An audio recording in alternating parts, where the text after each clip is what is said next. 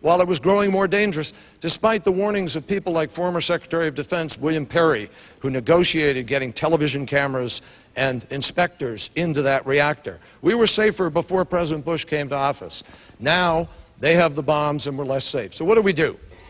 We've got to join with the British and the French, with the Germans who've been involved in their initiative. We've got to lead the world now to crack down on proliferation as a whole.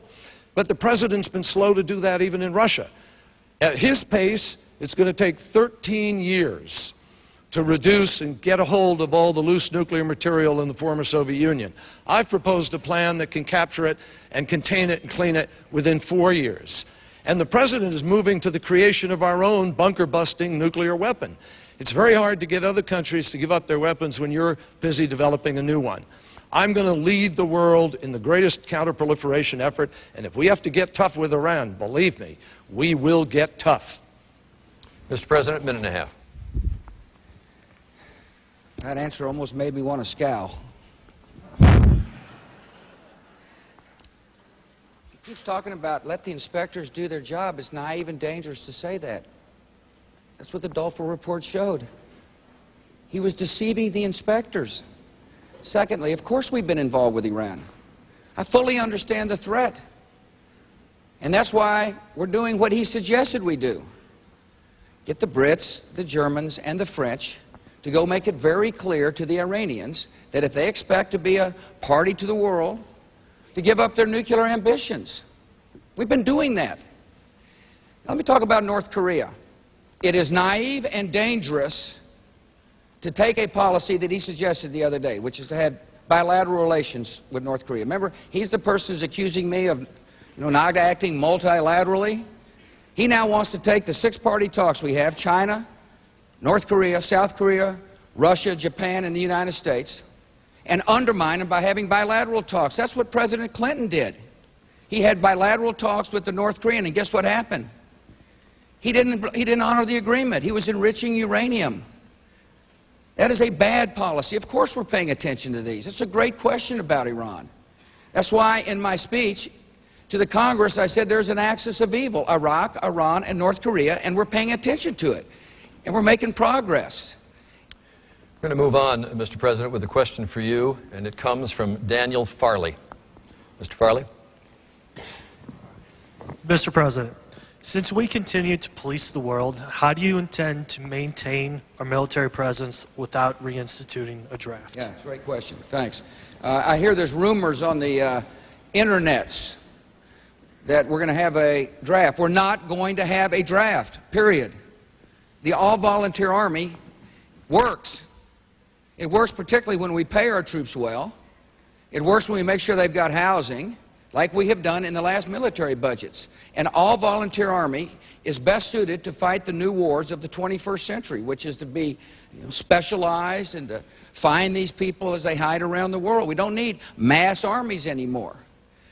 One of the things we've done is we've taken we're beginning to transform our military. And by that I mean we're moving troops out of Korea and replacing them with more effective weapons. We don't need as much manpower on the Korean Peninsula to keep a deterrent. In Europe, we have massed troops as if the Soviet Union existed and was going to invade into Europe. But those days are over with. And so we're moving troops out of Europe and replacing it with more effective equipment. So to answer your question is, we're withdrawing, not from the world, we're withdrawing, not from the world, we're drawing manpower. So they can be stationed here in America, so there's less rotation, so life is easier on their families, and therefore more likely to be, will be more likely to be able to keep people in the all-volunteer Army. One of the most important things we're doing in this administration is transformation. There's some really interesting technologies. For example, we're flying unmanned vehicles that can send real-time messages back to stations in the United States. That saves manpower and it saves equipment. It also means that we can target things easier and move more quickly, which means we need to be lighter and quicker and more facile and highly trained. Now, forget all this talk about a draft. We're not going to have a draft so long as I'm the president. Senator Kerry, minute and a half. Daniel, I don't support a draft, but let me tell you where the President's policies have put us. The President, and this is one of the reasons why I'm very proud in this race to have the support of General John Shalikashvili, former chairman of the Joint Chiefs of Staff, Admiral William Crowe, former chairman of the Joint Chiefs of Staff, General Tony McPeak, who ran the air war for the President's father and did a brilliant job supporting me, General Wes Clark, who won the war in Kosovo, supporting me. Because they all, and General Baca, who was the head of the National Guard, supporting me. Why? Because they understand that our military is overextended under the Vice President. Our Guard and reserves have been turned into almost active duty. You got people doing 2 and 3 rotations. You've got stop-loss policies so people can't get out when they were supposed to. You've got a backdoor draft right now. And a lot of our military are underpaid. These are families that get hurt. It hurts the middle class. It hurts communities because these are our first responders, and they're called up and they're over there, not over here.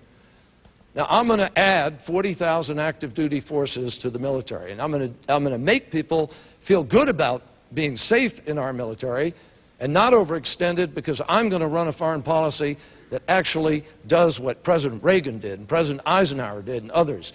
We're going to build alliances. We're not going to go unilaterally. We're not going to go alone like this president did. Mr. President, let's extend for a minute. Let me just wonder, I got to answer this. Well, exactly, and with reservists being held on duty. Let me answer this, what he just said about Well, I going wanted to get alone. into the issue You of the tell backdoor Tony draft. Blair we're going alone. Tell Tony Blair we're going alone. Tell Silvio Berlusconi we're going alone. Tell Alexander Kwasniewski of Poland we're going alone. Got 30 countries there. It denigrates an alliance to say we're going alone, to discount their sacrifices. You cannot lead an alliance if you say, you know, you're going alone. And people listen. They're sacrificing with us. Senator? Mr. President, countries are leaving the coalition, not joining. 8 countries have left it. If Missouri, just given the number of people from Missouri are in the military over there today, were a country, it would be the 3rd largest country in the coalition, behind Great Britain and the United States. That's not a grand coalition. 90% of the casualties are American. 90% of the costs are coming out of your pockets. I could do a better job. My plan does a better job. And that's why I'll be a better commander-in-chief. The next question, Senator Kerry, is for you, and it comes from Ann Bronsing, who I believe is over in this area. Senator Kerry, we have been fortunate that there have been no further terrorist attacks on American soil since 9/11. Why do you think this is? And if elected, what will you do to assure our safety? Thank you very much, Ann. I've asked in my security briefings why that is, and I can't go into all the answers, et cetera, but let me say this to you. This president and his administration have told you and all of us, it's not a question of when, it's a question of, not a question of if, it's a question of when. We've been told that. The when, I can't tell you. Between the World Trade Center bombing in, what was it, 1993 or so, and the next time was 5 years, 7 years. These people wait, they'll plan, they plot. I agree with the president that we have to go after them and get them wherever they are. I just think I can do that far more effectively, because the most important weapon in doing that is intelligence. You got to have the best intelligence in the world. And in order to have the best intelligence in the world, to know who the terrorists are and where they are and what they're plotting, you've got to have the best cooperation you've ever had in the world. Now, to go back to your question, Nikki, we're not getting the best cooperation in the world today. We got a whole bunch of countries that pay a price for dealing with the United States of America now. I'm going to change that. And I'm going to put in place a better homeland security effort. Look at it. 95% of our containers coming into this country are not inspected today. When you get on an airplane, your bag is X-rayed, but the cargo hold isn't X-rayed. Do you feel safer? This president in the last debate said, well, that would be a big tax gap if we did that. Ladies and gentlemen, it's his tax plan.